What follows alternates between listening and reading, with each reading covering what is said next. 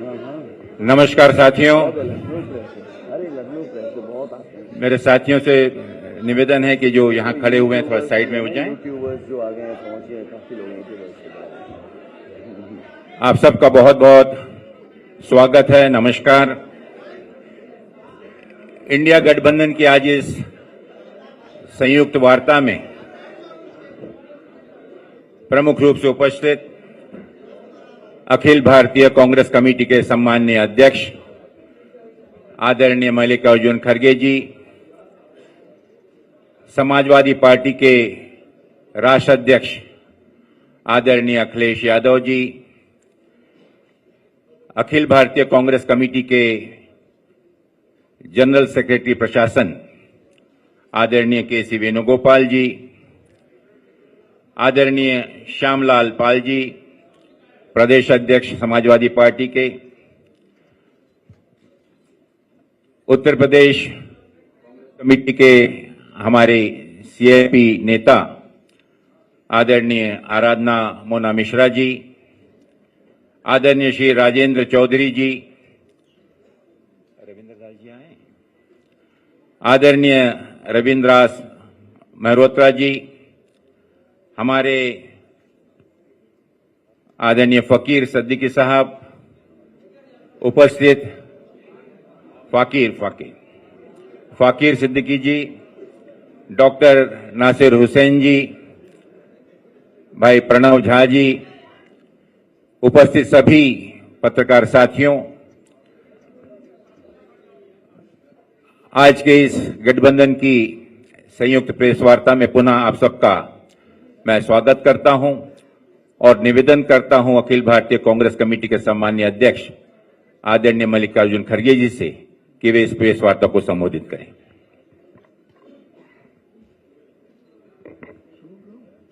शुक्रिया। ऑन करना पड़ेगा। ऑन।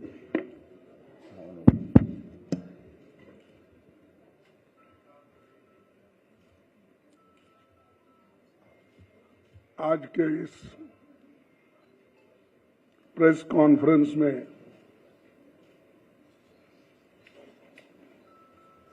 उत्तर प्रदेश के भूतपूर्व मुख्यमंत्री और हमारे गठबंधन के बड़े साथी श्री अखिलेश जी और इस मंच पर बैठे हुए सभी मेरे दोस्तों और यहाँ पर पधारे हुए हमारे मीडिया के सारे बंधुओं मित्रों, ये नहीं कहता मेरे परिवार के लोग बोल के, तो सभी मेरे दोस्त हैं, सभी आप हमारे अपने इस कॉन्फ्रेंस में बड़ी तादाद के साथ यहाँ पर आए हैं, इसलिए आप सबका मैं शुक्रिया अदा करता हूँ। आप तो जानते हैं मैं कर्नाटक से आया हूँ और मेरी पैदाइश बीदर डिस्ट्रिक्ट में हुई और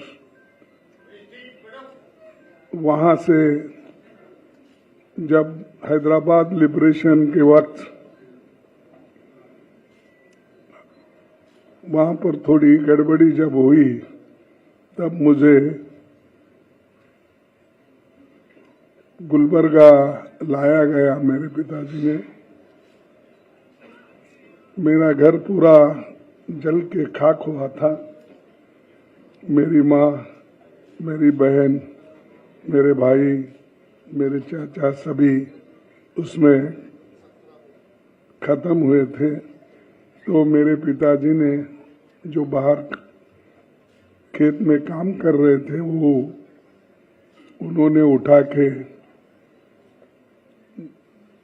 मेरे को यहाँ गुलबर्गा में घूमते घूमते गुलबर्गा में आए और गुलबर्गा में ही थोड़ी सी पढ़ाई वहीं पर हो गई और उसके बाद में मैं एक ही आदमी अपने घर में था, तो इसलिए मुझे हर चीज में दिक्कत होती थी। फिर मैं लेकिन थोड़ा लड़ाकू रहने से अब तक मैं जिंदा हूं। तो ये मेरी अल्प परिचय आपको मैं देना चाहता हूं। और मैं बहुत से चुनाव लड़ा, आप लोगों की दुआ और बुजुर्गों की दुआ, बहुत से हर एक चुनाव में मुझे कांग्रेस ने जिताया। और एक ही इलेक्शन 2019 का था, उसमें मुझे थोड़ा सा पीछे हट हो गई। फिर भी परवाह नहीं, ये तो अपनी बात तुम्हारे पास इसलिए रख रहा हूं कि बहुत से हमारे दोस्तों को अपने बारे में मालूम नहीं होता, क्यों, और दूसरे लोग भी ये वो ज्यादा इसमें इंटरेस्ट लेके पूछते भी नहीं। तो ये प्रेस कॉन्फ्रेंस जो है बड़ा महत्वपूर्ण प्रेस कॉन्फ्रेंस है, क्योंकि अभी तक 4 चरण के चुनाव पूरा हो चुके हैं। इंडिया गठबंधन मजबूत स्थिति में है। हिंदुस्तान की जनता ने मोदी जी की विदाई तय कर दी है। पूरे देश का माहौल देखकर मैं विश्वास के साथ कह सकता हूं, 4 जून को इंडिया गठबंधन नई सरकार बनाने जा रही है। हो सकता है आप लोगों को ताजुब होगा, ये इलेक्शन रहने की वजह से हर लोग ये अचंभे से ही इसको देखते हैं। और 2024 का चुनाव देश का सबसे बड़े महत्वपूर्ण चुनाव है।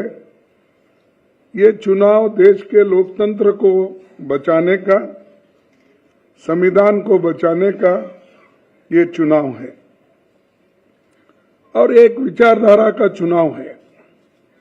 हम 2 विचारधाराओं के बीच लड़ रहे हैं।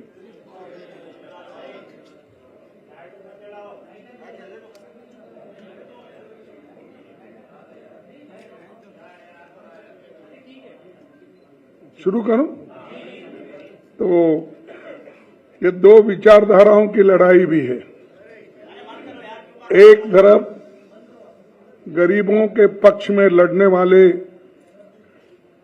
पार्टियां एक होकर लड़ रहे हैं, और दूसरे तरफ जो अमीरों के साथ रह के अंधश्रद्धा और जो अपने को ठीक लगता है वैसे लोग धर्म के आधार पर, रिलीजन के आधार पर वो लड़ रहे हैं। लेकिन हमारी लड़ाई गरीबों के ओर से है, जिनको खाने के लिए एक वक्त का खाना भी नहीं मिलता, जिनको नौकरी नहीं मिलती, और जो लोग एम्प्लॉयमेंट के लिए तरसते हैं। पढ़ लिख के वो लोग रास्ते पे आते हैं, ग्रेजुएट बनने के बाद भी, इंजीनियर बनने के बाद, डॉक्टर बनने के बाद, डिप्लोमा होल्डर रहने के बावजूद भी उनको नौकरी नहीं मिलती। और सरकार में इतने नौकरियां खाली है, उन नौकरियों को भी केंद्र सरकार भर्ती करने के लिए तैयार नहीं है। इसीलिए हमारी जो गठबंधन है, ये गठबंधन बेरोजगारी के खिलाफ और जो कीमतें इतने ज्यादा हो गए हैं उसके खिलाफ लड़ रही है।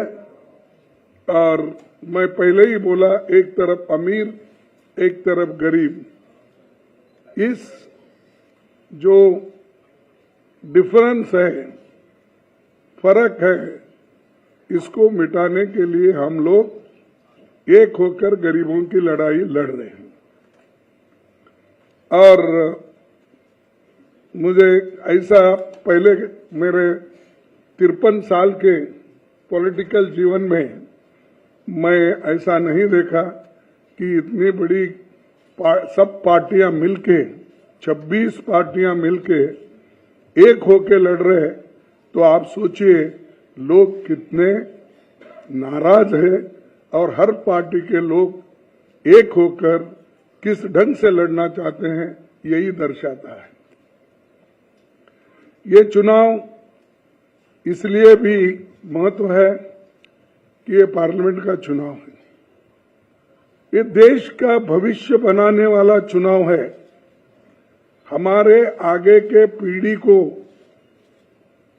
सुरक्षित रखने का, उनके हकूक की हिफाजत करने के लिए और उनको जो खास करके ये वीकर सेक्शंस, दलित, आदिवासी, पिछड़े और इन लोगों के जो हकूक है, रिजर्वेशंस है, उस रिजर्वेशन की भी हिफाजत करने का हमारा फर्ज है, क्योंकि संविधान बचा तो ये सारे चीजें बच जाते हैं।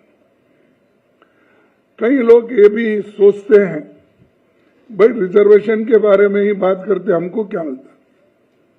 रिजर्वेशन लेने वाले थोड़े लोग हो सकते हैं, लेकिन देश के भविष्य को बनाने के लिए और संविधान को रक्षा करने के लिए, लोकतंत्र को बचाने के लिए हम सब मिलकर काम करना चाहिए, नहीं तो फिर हम गुलामी के अंदर चले जाएंगे। वोट का अधिकार तो सबको है और वोट है तो डेमोक्रेसी में आप किसी को भी ला सकते हैं। तो जब आप किसी को जो अपने आइडियोलॉजी और विचारधारा पे विश्वास रखते हैं उनको ला सकते हैं। अगर डेमोक्रेसी ही नहीं, अगर ऑटोक्रेसी है, अगर डिक्टेटरशिप है, कहां से अपने विचारधारा को अपने वोट डालेंगे और किसको बोलेंगे। तो इसलिए ये जो है हम आपके लिए, आपके तरफ देखकर ये काम कर रहे हैं और बहुत बड़ा संघर्ष भी चल रहा है। यहां तक कि अपोजिशन पार्टी के लीडर्स को, जहां पर वो बीजेपी के मजबूत लोग हैं, वहां पर हमारे लोगों को नॉमिनेशन डालने से भी रोक रहे हैं। यहां तक कि अभी से उन्होंने शुरू किया, जिस इलेक्शन एजेंट हम बनाते हैं उसको डरा रहे हैं। और बहुत से ताजुब की बात है, हैदराबाद में मैं देखा कि एक महिला बीजेपी की जो कैंडिडेट है वो तो बुर्खा उठा उठा के देख रही, चिट्ठियां कहां से है, क्या है, आप देखे होंगे।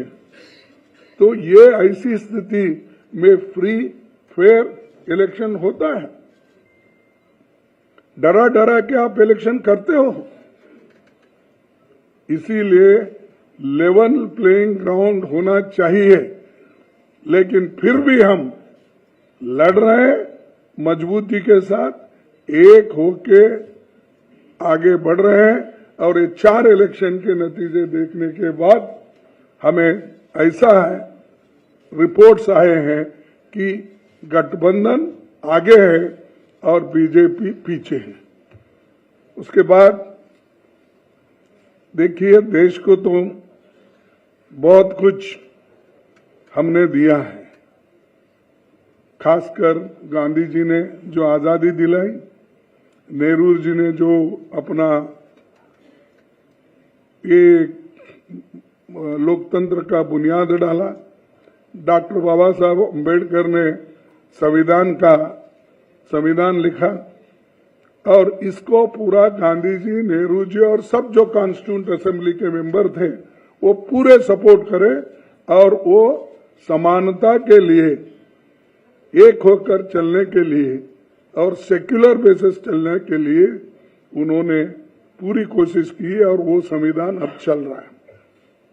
इसको बदलने की कोशिश ये लोग कर रहे हैं और हम ये नहीं कहते कि हमारे पास कोई कहने के लिए सबूत नहीं है। ये तो पहली बार हमारे आरएसएस के नेता मोहन भागवत ने कहा, अगर हम आएंगे तो बदलाव लाएंगे संविधान में। और दूसरा कहा, हमारे कर्नाटक में हमको 2/3 मेजॉरिटी इसलिए होना है कि हम संविधान को बदलना चाहते हैं। और उत्तर प्रदेश से तो बीजेपी की ओर से इतने आते हैं कि संविधान बदलने की बात इतने बोलते हैं, तो मुझे ताजुब होता है। और मोदी जी चुप बैठते हैं। अगर आपके पास, क्योंकि हिम्मत की बात बहुत करते हैं आप, 56 इंच छाती तो है ही आपका, ये सब करते हैं, तो उनको डराते क्यों नहीं, पार्टी से निकालते क्यों नहीं? भाई ये संविधान के खिलाफ ऐसा नहीं बोलना चाहिए, ये देशद्रोही का काम है, ऐसा बोलिए। अगर कोई गलत स्टेटमेंट देता है उसके ऊपर इतना आप कूद पड़ते हो, लेकिन ये तो देश को बचाने का और संविधान को बचाने का, लोकतंत्र को बचाने का सब्जेक्ट है, विषय है। इस पे आप क्यों नहीं ये करते? तो वो एक, और बार बार वो अपने भाषण में मटन, चिकन, मंगलसूत्र, ये मणिपुर विषय छोड़ दिए, बाकी यही वो बोलते हुए। देखो भाई, कोई भी आपको कुछ कहना है, वोट लेना है, तो आपके काम पे वोट लो ना। मैंने ये किया, जैसा कि जवाहरलाल नेहरू जी ने बड़े बड़े पब्लिक सेक्टर्स बनाए, HMT, HAL, BEL, BHEL, ये सारे बनाए और उससे लाखों लोगों को एम्प्लॉयमेंट मिला। बड़े बड़े बांध बनवाए जिससे हमारा हरी क्रांति इस देश में आ गई। ये काम बताकर आप लोग सिर्फ मैं वो हूं, आज कुछ सुना मैं गरीब माँ का बेटा हूं, ऐसा कुछ बोल रहे थे। एक टीवी को संदर्शन कर रहे थे तो उसमें बोल रहे थे, लेकिन उनको ज्यादा दिखाते थे, टीवी वाले को जो क्वेश्चन पूछते हैं उनको कम दिखाते थे। तो वो आमने सामने हुआ कि नहीं मुझे मालूम नहीं, लेकिन ये तो हुआ, दिख रहा था। तो ये चीजें वो खुद बोलते हैं, लेकिन अपने लोगों को सुधारने के लिए देखो भाई, ये गरीबों के खिलाफ है, आप बात मत करो, नहीं तो पार्टी से बाहर जाओ। अगर आरएसएस भी कहती है तो तुम्हारी मदद मुझे नहीं होना चाहिए, मुझे देश इम्पोर्टेंट है, सब मिलकर चलना इम्पोर्टेंट है। ये बातें वो तो नहीं करते। या आर्थिक, सामाजिक, शैक्षणिक, इसके विषय पे भी वो बात नहीं करते। तो हमको ये कहना है कि हम सब मिलके, गठबंधन के पार्टीज मिलके, हम विशेष ध्यान देकर जो न्याय स्कीम्स हमने लोगों के सामने रखा, 5 न्याय और 25 गारंटी, उसके अलावा भी यहाँ पर जो लोकली स्टेट में बनते हैं वो भी उसमें बहुत जगह जो हो सकता है उसमें शामिल कर सकते हैं बाद में। और ये इसलिए मैं कह रहा हूं कि एक खास करके दलित, आदिवासी, पिछड़ों, महिलाओं और आर्थिक रूप से कमजोर लोगों को भी आगे लाने के लिए ये जातीय जनगणना हम करने वाले हैं। इसलिए कर रहे हैं कि समाज को तोड़ने के लिए नहीं, जाति जाति में झगड़ा लगाने के लिए नहीं, इसलिए कर रहे हैं किसकी हालत सामाजिक हालत उसकी क्या है, आर्थिक हालत क्या है और शैक्षणिक हालत क्या है, स्वास्थ्य में उसका कहाँ ठहरा है, इन चीजों को हम देखने के लिए और देखकर उस पर पॉलिसी बनाने के लिए हम कर रहे हैं। मोदी जी उठते ही ये जाति जनगणना देखिए ये लोग कर रहे हैं, वो नहीं, घर का एक्सरे कर रहे हैं, घर में क्या है वो देख रहे हैं। यहां तक भी बोले, कोई प्राइम मिनिस्टर आज तक नहीं बोला, मैं तो नहीं देखा, सुना भी नहीं। आप बहुत से यंग लोग हैं, बूढ़े भी हैं, लेकिन उन्होंने ये बोला, देखो आपके पास अगर घर में दो, अहमदाबाद में मैं भी था वहां, मैं दूसरी जगह भाषण कर रहा था, उन्होंने भी कर रहे थे, उन्होंने बोला देखिए तुम्हारे घर में अगर 2 भैंस है, एक मुसलमानों को देंगे। नहीं, आप सुने नहीं। अगर ऐसा प्राइम मिनिस्टर इतने झूठ भी बोलते हैं तो हम क्या कहें। और गालियां तो भरपूर देते हमको, जितना कांग्रेस को गालियां देते, मैं समझता हूँ राम का नाम भी उन्होंने उतना नहीं लिया होगा जितना हमारे को गालियां देने में। कांग्रेस पार्टी को, सोनिया गांधी को, राहुल गांधी को, और फिर बाद में बचा कुचा रहे तो प्रियंका गांधी को और मेरे को भी शामिल कर लेते हैं। तो मैं इसलिए बोल रहा हूं, हर चीज झूठ, आप कितना झूठ बोलेंगे। और लोगों को मालूम है, इसके बावजूद भी अगर कोई कहता है कि बहुत बड़ा होशियार है, स्टेट्समैन है, अगर कहते हैं तो मैं समझूंगा इस देश की बदकिस्मती है। और मैं ये दावे के साथ कहूंगा कि इंडिया गठबंधन ये जो है बहुत मजबूती के साथ लड़ रहा है और लड़ेगा, और हमारे जितने भी गारंटीज है वो हम सभी महिलाओं के लिए हो, युवाओं के लिए हो, श्रमिकों के लिए हो, किसानों के लिए हो और बराबरी के हिस्सेदारी का हो, ये सब कुछ हम करके दिखाएंगे। तो मैं इतना ही कहता हूँ, आप सभी को धन्यवाद, बहुत शांति से सुने आपको धन्यवाद करते हुए। और अब हाँ, मैं एक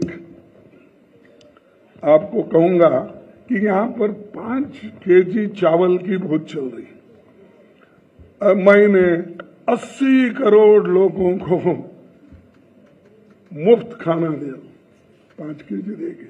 अरे भाई, फूड सिक्योरिटी एक्ट तो हमने लाया, कोई भी उस एक्ट के तहत कोर्ट जा सकता है अगर स्टॉप करे। तुमने तो कुछ भी नहीं किया, लेकिन मैं इतने 80 करोड़ लोगों को खाना, आप 5 किलो दे रहे हैं ना। हम गठबंधन की सरकार अगर आएगी, हम 10 केजी देंगे, 10 केजी। पहले का जो भी है वो तो है, लेकिन 10 केजी हम देंगे। और ये गारंटी के साथ इसलिए कह रहा हूं कि हम जो करे हैं, अब कर्नाटक में हम किए और तेलंगाना में हमने किया, हम तो स्टेटों में किए। इन्हों आगे देने वाले 5 केजी मैं दे रहा हूं और मैं उसको आगे देखूंगा, ऐसा कुछ बोल रहे हैं। तो ये जो है, जो कुछ हुआ, ये हमारे गारंटीज कहीं हम बोल के नहीं करें, या मनरेगा का हो, या फूड सिक्योरिटी हो, या आरटीए हो, या आरटीई हो, ये सारी चीजें मन से किए गरीबों के लिए। तो ये चीज मुझे कहना था। धन्यवाद। अब हमारे बहुत बहुत धन्यवाद। अब मैं आमंत्रित करता हूं समाजवादी पार्टी के राष्ट्रीय अध्यक्ष आदरणीय अखिलेश यादव जी को कि वे इस प्रेस वार्ता को संबोधित करें। मैं धन्यवाद देता हूं अविनाश पांडे जी का। हमारे साथ आप जिनकी बात सुन रहे थे, आदरणीय कांग्रेस पार्टी के राष्ट्रीय अध्यक्ष आदरणीय मल्लिकार्जुन खड़गे जी,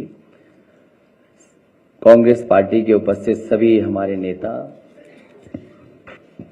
और समाजवादी पार्टी के प्रदेश के अध्यक्ष श्यामलाल पाल जी, पार्टी के सभी नेताओं, प्रेस के साथियों का मैं बहुत बहुत धन्यवाद और आभार प्रकट करता हूं।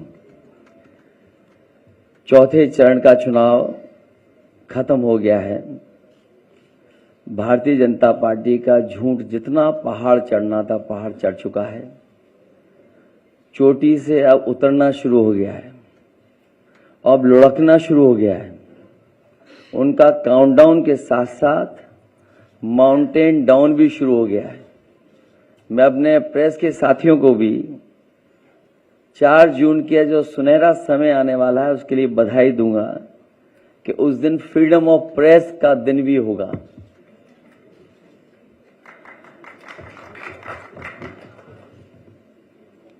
मीडिया मुक्ति और फ्रीडम ऑफ प्रेस का दिन भी 4 जून होगा। भारतीय जनता पार्टी अपने ही नेगेटिव नैरेटिव में उलझ गई है और जब हम पीछे मुड़ करके देखते हैं 10 साल दिल्ली की सरकार और लगभग 7 साल उत्तर प्रदेश की सरकार में हर बात उनकी झूठी निकली, वादे उनके झूठे निकले। और हाल में जो हम लोगों ने उनका चुनाव देखा है वो उनकी बूथ कमेटियां लूट कमेटी के तरह काम करने लगी हैं और जो जन समर्थन इंडिया गठबंधन के लिए जनता में दिखाई दे रहा है, आने वाले समय में 140 करोड़ की जनता भारतीय जनता पार्टी को 140 सीटों के लिए भी तरसा देगी। भारतीय जनता पार्टी का रथ फंस नहीं गया है, धंस गया है और इसीलिए उनकी भाषा बदली है। जो उन्हें अपने काम पर वोट मांगना था वो अपनी भाषणों में भाषा बदल दी है। इसलिए नकारात्मक राजनीति का समय खत्म हो गया है। लोग और देश की जनता बदलाव चाहती है। वो बदलाव 4 जून को आने वाला है। इंडिया गठबंधन की सरकार बनेगी। तमाम जो जनता के लिए और जो हमारा किसान बैठा देख रहा है कि किसान की मदद हो, सहयोग हो, खुशहाली के रास्ते पर किसान जाए, उसे जो झूठा सपना दिखाया गया था आय दोगुनी का और काले कानून ला करके जो उसके साथ अन्याय हुआ था वो अभी किसान भूला नहीं है। वो थार से जो किसानों की जान गई, थार वाला घटना भी किसान भूला नहीं है। और इनकी सरकार में लाखों किसानों ने आत्महत्या की है। बुंदेलखंड का इलाका उत्तर प्रदेश का वो है जहां पर सबसे ज्यादा किसानों ने आत्महत्या की। जो जन समर्थन मुझे कल दिखाई दिया है, बुंदेलखंड के लोग भारतीय जनता पार्टी को खंड खंड कर देंगे। वहां पर कोई भी खाता खुलने वाला भारतीय जनता पार्टी का नहीं है। और मैंने कई बार कहा और फिर कहता हूं प्रेस के सामने, इंडिया गठबंधन उत्तर प्रदेश में 79 सीटें जीत रहा है और क्यूटो में लड़ाई में है।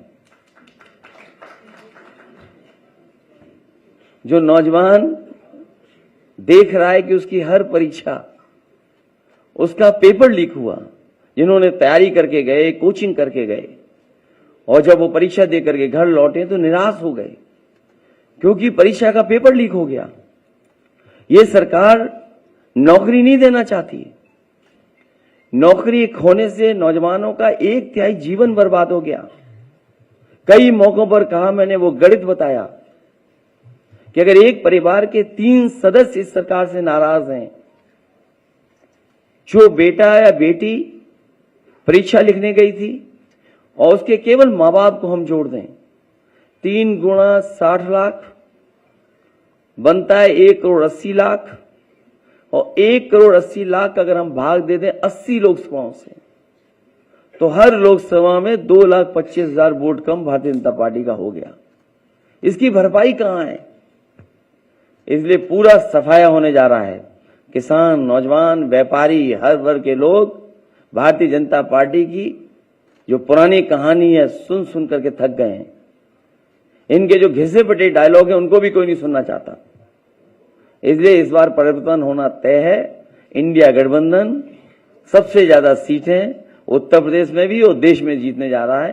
मैं एक बार फिर आदरणीय मल्लिकार्जुन खड़गे जी का बहुत बहुत धन्यवाद देता हूं, आभार प्रकट करता हूं, क्योंकि जो आह्वान आपने किया वही आह्वान हम लोग कर रहे हैं कि आज लोकतंत्र को खतरा है।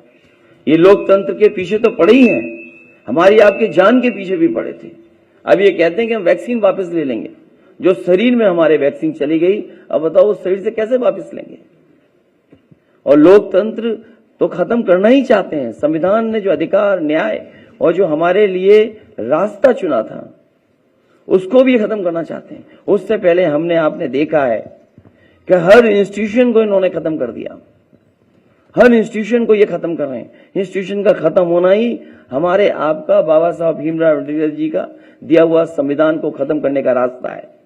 इसलिए देश की जनता लोकतंत्र को भी बचाएगी और भारतीय जनता पार्टी को इस बार हारने का काम करेगी। बहुत बहुत धन्यवाद आदरणीय अखिलेश जी। साथियों, समय कम है, कुछ प्रश्न आदरणीय खड़गे जी से और अखिलेश जी से आप लोग पूछना चाहें तो पूछें। मैं सबसे पहले आमंत्रित करता हूं जो नाम मेरे पास में आए हुए हैं, आदरणीय भाई वीरेंद्र सिंह जी, भारत समाचार से। वीरेंद्र सिंह जी, थोड़ा सा शांति बनाए रखें, समय कम है क्योंकि दोनों आदरणीय नेताओं को आज दिन भर जो कैंपेन लगा हुआ है, मीटिंगें लगी हुई हैं। मेरा सवाल अखिलेश जी से है कि उत्तर प्रदेश में एक चर्चा जो आप लोगों ने चलाई थी कि आरक्षण और संविधान को लेकर, इसको लेकर काफी नीचे तक चर्चा चलाने में आप लोग तो कामयाब हो गए हैं। और दूसरी बात यह है कि पीडीए को लेकर आपने एक अभियान शुरू किया था, लेकिन इन सब के बीच में कुछ जगहों पर मायावती ऐसे प्रत्याशी खड़े कर रही जहां आपके काफी जो है परेशानी आपके लिए पैदा हो रही है। इसको आप किस रूप में देखते हैं, क्योंकि वो भी भाजपा से भी इस गठबंधन को लड़ना पड़ रहा है यूपी में और मायावती से भी लड़ना पड़ रहा है। इंडिया गठबंधन की रणनीति पीडीए और इस मौके पर आदरणीय मल्लिका खड़गे जी भी हैं। मैं यही अपील करूंगा कि बहुजन समाज के लोग जो बाबा साहब भीमराव अम्बेडकर जी की आस्था रखते हैं, उनके रास्ते पर उनके बनाए हुए संविधान को बचाना चाहते हैं, अपना वोट खराब न करें। जो इंडिया गठबंधन है उसकी मदद करें, जिससे लोकतंत्र को और मजबूत किया जा सके। श्री कुमार अभिषेक जी, आज तक।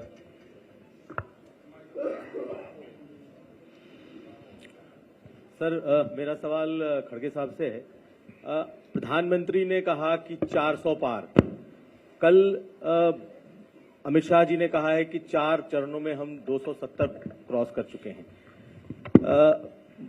अखिलेश जी ने अभी 140 कहा, राहुल जी ने 150 कहा है बीजेपी के लिए। आप बीजेपी को कहां तक देख रहे हैं और कांग्रेस पार्टी को आप कहां तक देख रहे हैं, कांग्रेस पार्टी को? और सवाल एक सर और है इसमें, अगर आप दे सकें।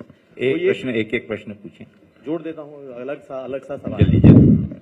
सर, स्वाति मालीवाल को लेकर के दिल्ली मुख्यमंत्री के आवास पर आरोप लगाए गए हैं, उस पर भी आपका रिएक्शन चाहेंगे। देखिए, आपने जो पहला प्रश्न पूछा उसका जवाब मैं ये देता हूं कि मोदी जी 400 पार पहले से बोलते आ रहे हैं। गनीमत है, हम खुशकिस्मत हैं, वो 600 पार बोले नहीं, क्योंकि हमारी जो पार्लियामेंट की संख्या है 543 है, 543।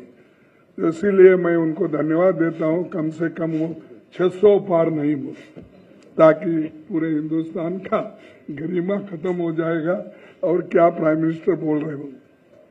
और दूसरी चीज, मैं शर्त लगाता हूं, अगर वो 400 पार 200 पार नहीं कर सकते, 200 पार नहीं कर सकते। और अब शाह बोल रहे हैं, शाह पहले नहीं बोलते थे, लेकिन बड़े बड़े अखबारों में उनके ऐसे आ रहे हैं कि प्रश्न उत्तर, मैं देखा हर पेपर में देखा, हिंदी पेपर में भी देखा, इंग्लिश में देखा, कन्नड़ा में देखा, बड़े बड़े उनके जो प्रश्न और उत्तर क्या पहले ही थे, क्या बनाए हुए थे, मुझे मालूम नहीं, लेकिन वो ठीक है, उनका जो कहना है कहते।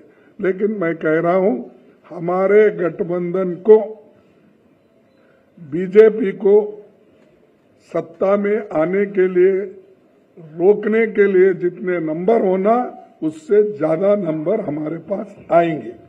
बहुत बहुत धन्यवाद। एएनआई से उस्मान जी। खड़गे साहब, आपसे मेरा सवाल है कि अभी आपने जिक्र किया प्रधानमंत्री ने कि अपने भाषणों में मंगलसूत्र, मटन और मुस्लिम का जिक्र किया, लेकिन कल जब प्रधानमंत्री से इसी पे सवाल हुआ तो उन्होंने कहा कि मैंने कहीं पे भी भेदभाव नहीं किया, हिंदू मुसलमान में कभी फर्क नहीं किया, और ये तक कहा कि ईद का जो त्योहार है वो हम मनाते हैं, उस दिन हमारे घर में खाना नहीं पकता है। ये सारी चीजें उन्होंने कही कि हम इतने उससे कहते हैं, और आप वो कहा कि कहीं पे भी भेदभाव हम नहीं कर रहे हैं। देखिए, मुझे पूछो, मैं नहीं बोले सो शब्द है, ये शब्द तो उनके हैं, आप तुलना कीजिए। क्या उन्होंने बोला क्या नहीं? मटन, बीफ, चिकन, मछली और मंगलसूत्र, ये सारी चीजें, सारे शब्द मेरे हैं या उनके हैं? आप तो खैर सभी पत्रकार हैं और सभी लोग को जानते हैं, तो मैं बोलता हूं ऐसी चीजें छोड़ो, तुम्हारे डेवलपमेंट की बात करो। तुम क्या अचीव किए इस 10 साल में, आपकी कामयाबी क्या है, जनता को बताओ, वो बताकर वोट लो। अब हम बता रहे, भाई हमने हमारे वक्त मनरेगा किए, आरटीई किए, आरटीए किए, ये सारी फूड सिक्योरिटी एक्ट किए, हेल्थ जो अपने ग्रामीण हेल्थ का हमने प्रोग्राम ये हम बोल सकते हैं। तुम वैसे बोलकर अगर आइए तो उसको कुछ वैल्यू होता है। मटन चिकन की बात उन्होंने करे, हम नहीं करे, उसको हम जवाब दे रहे हैं।